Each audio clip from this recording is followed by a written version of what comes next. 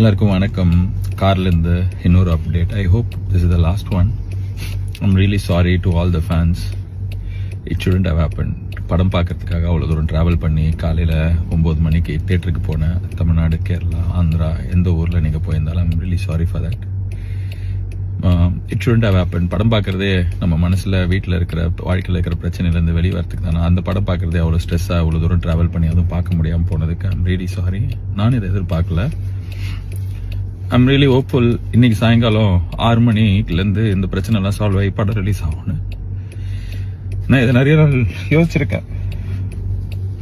May 14 படம் release ஆகும். கருப்பு ரிலீஸ் ஆகி பெரிய பிளாக் பஸ்டர் ஆகும்னு சொல்லிட்டு எனக்கு நான் இதை மேனிஃபெஸ்ட் பண்ணியிருக்கேன். I'm very hopeful.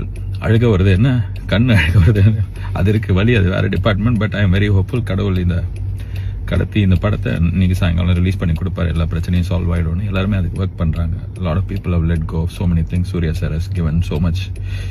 So sorry for the delay. Sorry for making you go through all the stress. But it will all be worth. படம் இன்னைக்கு சாயங்காலம் வரும். செம்மையாக இருக்கும், உங்களுக்கு பிடிக்கும், அதை நான் நம்புகிறேன்.